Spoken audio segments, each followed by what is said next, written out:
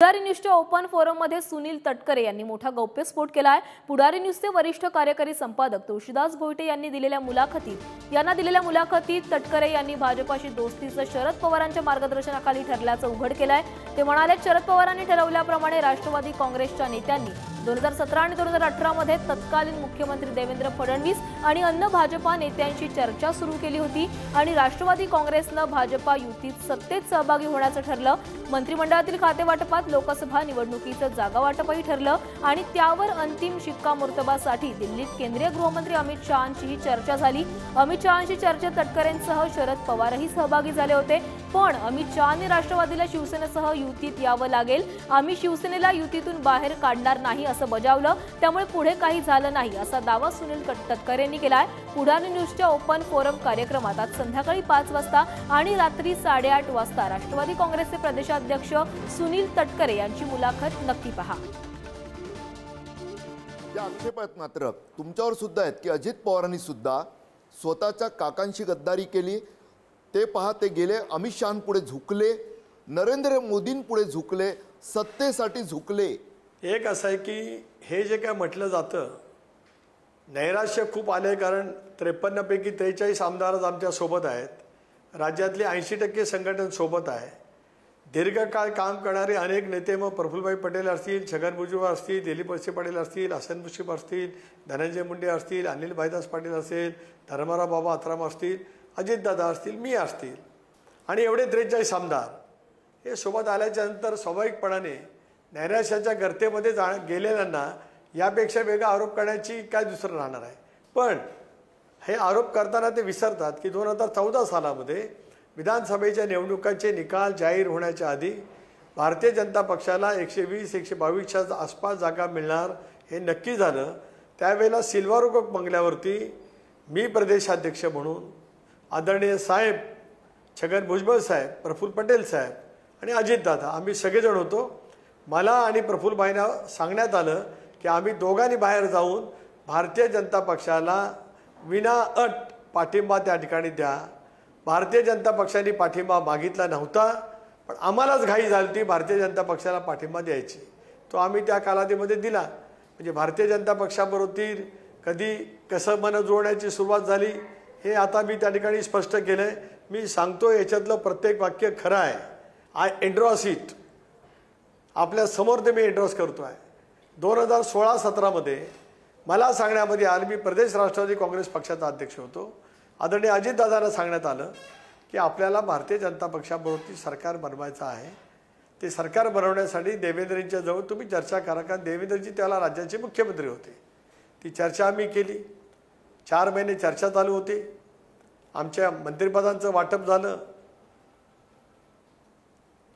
खात्याचं वाटप झालं, पालकमंत्रीपद निश्चित झाली, लोकसभेच्या जागा 2019 सालामध्ये किती आम्ही लढवायच्या त्याच्यावरती शिक्कामोर्तब झालं।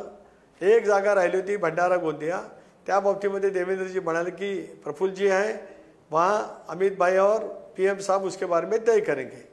हे सगळं घडल्यावर आम्ही दिल्लीमध्ये गेलो, आदरणीय साहेब होते, मी होतो, अमित भाई होते आणि एक आणखी महत्त्वाची व्यक्ती होती, त्यांच्याकडे बैठक झाली। मला सांगण्यामध्ये आलं की मी हे सगळं सांगावं अमितभाईंपुढे। मी सगळं अमितभाईंच्या पुढे सांगितलं। क्षणार्धात अमितभाईंनी सांगितलं, तटकरे जी आप आएंगे लेकिन शिवसेना अंदर रहेगी, शिवसेना को हम निकालेंगे नहीं, क्योंकि वो एनडीए के हमारे पुराने पार्टनर हैं।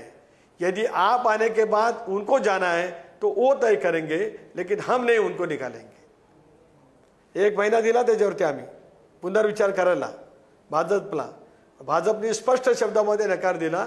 आम्ही सांगतोय त्या टर्म्सवरती सरकारमध्ये यायचं असेल तर या, नाही तर येऊ नका। पुढे ते मटेरियल झालं नाही, म्हणजे आम्ही भारतीय जनता पक्षाच्या सरकारमध्ये जाण्याचं 17-18लाच पक्ष म्हणून ठरवलं होतं। सांगतोय ना, मी प्रदेश अध्यक्ष होतो, याच्यातलं एकही वाक्य खोटं नाही। आणि 19 नंतर काय घडलंय त्या अनेक बाबींच्या वरती आदरणीय दादांनी, प्रफुल्लभाईंनी, अनेकांनी त्या ठिकाणी स्पष्ट करून नेमकं काय काय घडले ते आपल्या सर्वांच्या समोर सांगण्याचा प्रयत्न तर केलेला आहेच। तर यावर अधिक बोलण्यासाठी आपल्यासोबत शरद पवारांच्या राष्ट्रवादीचे प्रवक्ते महेश तपासे जोडले गेलेत। महेशजी, तुम्ही ऐकलं असेल सुनील तटकरे यांनी दावा केलेला आहे की 2019च्या निवडणुकीआधी भाजपसोबत दोस्ती करायचं ठरलं होतं आणि शरद पवारांच्याच मार्गदर्शनाखाली ठरले असं त्यांनी दावा केलाय. काय तुमची प्रतिक्रिया आहे? एक गोष्टीचा खुलासा आता झाला की 2024 त्याच्या आधी 2019 आणि आता तटकरे साहेबांनी सांगितल्याप्रमाणे 2017 या तिन्ही वेळेला ह्या मंडळींकडनं सुरुवात झाली. त्याच्यामध्ये पवार साहेब कुठेही नव्हते, पवार साहेबांचा काही संबंधही नव्हता. हेच जे मंडळी ज्यांच्यावर आरोप भारतीय जनता पार्टीने केले ह्यांनीच काहीतरी त्या काळात देखील पुढाकार केला. ह्याचा स्वयंस्पष्ट खुलासा त्यांनी आज केला. आम्ही 2019ची निवडणूक आमच्या काँग्रेस पक्षासोबत लढलो. असं जर काही अंडरस्टँडिंग असतं तर भाजप सोबत लढलो असतो, ते भाजप सोबत लढलेलो नाही. शिवसेना आणि भारतीय जनता पार्टी हीच निवडणूक लढली. राष्ट्रवादी आणि काँग्रेस पार्टी यांनी एकत्र मिळून निवडणूक लढली. त्याच्यामुळे हे जे वक्तव्य केलं याला कुठलाच आधार नाही. 2017 मध्ये हे जे म्हणतायत की त्यांचं काय बोलणं झालं तर व्यक्तिगत पातळीवर तटकरे साहेबांचं आणि बाकीच्यांचं बोलणं झालं असेल तर त्याची आम्हाला काही कल्पना नाही. परंतु त्याला पक्षाच्या नेते पवार साहेबांचा कुठलंच त्याला पाठबळ नव्हतं. महेशजी, त्यांचं असं म्हणणं आहे की अमित शहांसोबत जी चर्चा झाली होती त्या चर्चेमध्ये तटकरेंसोबत स्वतः शरद पवार देखील होते आणि त्याच वेळी अमित शहांनी असं सांगितलं की एनडीए मधून शिवसेना बाहेर पडणार नाही. मग आता आमच्यासोबत यायचा विचार जो काही असेल तो निर्णय तुमचा असेल, पण त्यावेळेस जेव्हा शिवसेना बाहेर जाणार नाही म्हणून शरद पवारांनी असा निर्णय घेतला की आपण एनडीए सोबत भाजपसोबत जायचं नाही. मात्र त्याच शिवसेनेसोबत आता शरद पवारांनी सरकार स्थापन केलं. स्वतः शरद पवारांची त्यांच्यासोबत आघाडी आहे.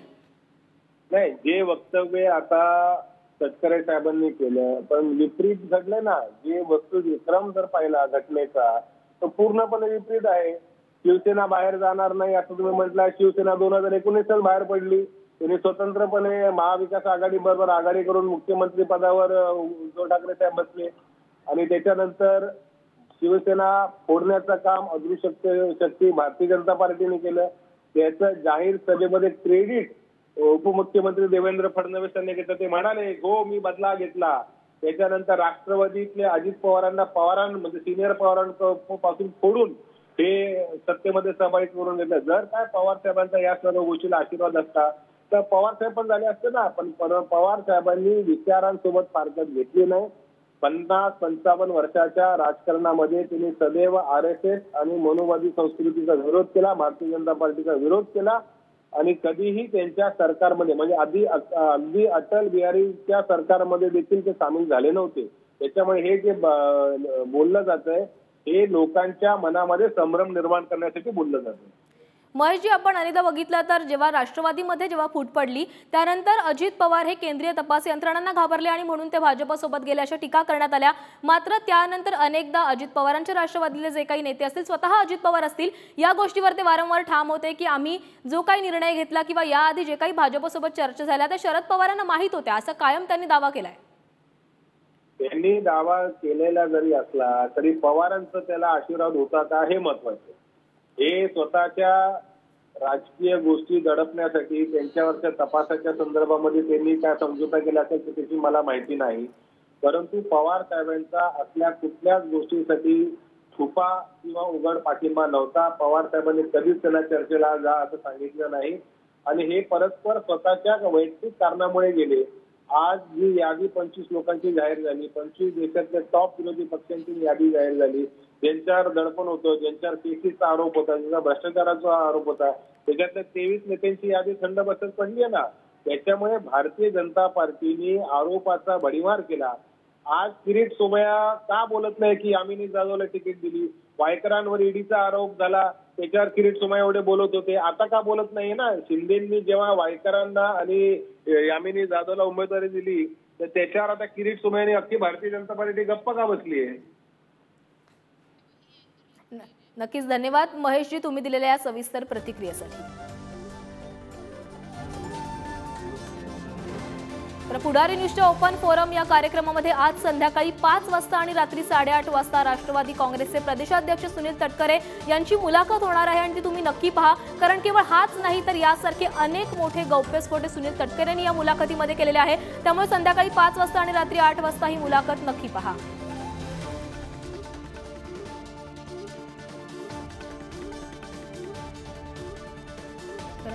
पुढारी न्यूजच्या ओपन फोरम या कार्यक्रमामध्ये सुनील तटकरे यांनी एक्सक्लुझिव्ह मुलाखत दिलेली होती आणि या मुलाखतीमध्ये त्यांनी हा गौप्यस्फोट केलेला आहे की 2019च्या निवडणुकीआधी भाजपसोबत दोस्ती करायचं ठरलं आणि शरद पवारांच्याच मार्गदर्शनाखाली ठरल्याचा त्यांनी दावा केला आहे। तर याबाबत बोलण्यासाठी अजित पवारांच्या राष्ट्रवादीचे प्रवक्ते उमेश पाटील आपल्यासोबत जोडले गेलेत। उमेशजी, स्वतः सुनील तटकरे यांनी असा दावा केलेला आहे की आपण शरद पवारांच्या मार्गदर्शनाखालीच 2019च्या निवडणुकीच्या दरम्यान भाजपसोबत जाण्याचं ठरलं होतं, मात्र आजही शरद पवारांच्या राष्ट्रवादीकडून हे दावे फेटाळण्यात येत आहेत।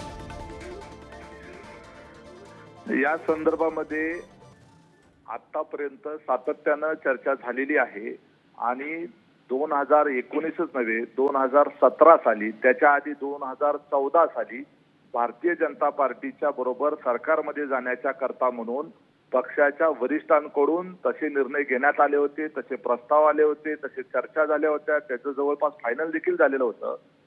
जे आता आमचे प्रदेशाध्यक्ष तटकरे साहेबांनी सांगितलं ते 100% खरं आहे। ते त्या प्रक्रियेमध्ये स्वतः सहभागी होते। 2019ला ज्या वेळेला काँग्रेस बरोबर बोलणी चालू होती ते सोनिया गांधी आणि राहुल गांधी आणि प्रियंका गांधी यांनी शिवसेनेच्या बरोबर सरकारमध्ये जाण्याच्या करता स्पष्ट विरोध कळवलेला होता। त्यामुळं पक्षाच्या वरिष्ठ नेत्यांनी भारतीय जनता पार्टी बरोबर सगळ्या चर्चा करून त्या ठिकाणी सरकारमध्ये जाण्याच्या करताची म्हणून संपूर्ण तयारी केलेली होती।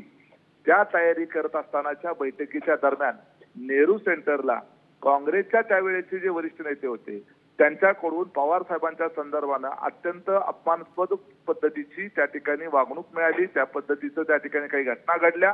त्यानंतर स्वतः पक्षाच्या वरिष्ठांनी बाहेर येऊन आमच्या पक्षाचे नेते अजितदादा असतील, प्रफुल्लभाई असतील किंवा तटकरे साहेब असतील यांच्याकडे त्यावेळेला आपल्या स्तरावर आपण निर्णय घेतला तरी काही हरकत नाही अशा पद्धतीचे संकेत मिळाल्यानंतर तो सकाळचा शपथविधी फडणवीस साहेबांनी अजितदादांचा झाला होता। त्याच्या मागची जी आहे ही सगळी पार्श्वभूमी होती। एकदा पॉवर पॅटर्नी एखाद्या नेत्याकडे दिल्यानंतर त्यांच्या स्तरावर हे पुढचे सगळ्या गोष्टी घडल्या। हे अचानक एका रात्रीत घडलेलं होतं असं अजिबात नाही। जर आपल्याला भारतीय जनता पार्टीच्या संदर्भामध्ये कधीच आपल्याला त्या रस्त्याला जायचंच नव्हतं तर त्यांच्या सोबत जागा वाटपाच्या, त्यांच्यासोबत मंत्रिमंडळातल्या खाते वाटपाच्या आणि महामंडळ वाटपाच्या चर्चा करण्याची काय प्रयोजन होतं? त्याच्याही पूर्वी 2017 मध्ये त्यांच्यासोबत जाण्याच्या करताचं काय प्रयोजन होतं? त्याच्याही पूर्वी 2014 साली भारतीय जनता पार्टीला बाहेरून पाठिंबा द्यायचा आणि थोड्या दिवसानंतर शिवसेना बाहेर येणारच नसेल तर राष्ट्रवादी आणि भारतीय जनता पार्टीचं सरकार 2014 सालीच त्या ठिकाणी सत्तेमध्ये एकत्र येण्याच्या संदर्भानं सगळ्या गोष्टी ज्या झाल्या होत्या हे सगळं वरिष्ठांच्या स्तरावरच झालेलं होतं। मग आता जे सांगतायत जे कोणी पवार साहेबांच्या पक्षाच्या वतीनं ते साधारणतः खोटं बोलत आहेत आणि त्यांनी आम्हाला खोटं बोलायचं ह्या आमच्यावरच आरोप करायचे खोटं बोलतायत म्हणून। तर याच्या संदर्भामध्ये मग अनेक काही गोष्टी आहेत ज्या उघड कराव्या लागतील की ज्या पुराव्या सदृश्य समोर आणाव्या लागतील। नक्कीच धन्यवाद उमेशजी तुम्ही दिलेल्या सविस्तर प्रतिक्रियेसाठी। तर भाजपची दोस्ती करायची रणनीती ही शरद पवारांच्याच मार्गदर्शनाखाली ठरली होती असा दावा सुनील तटकरेंनी केलेला आहे।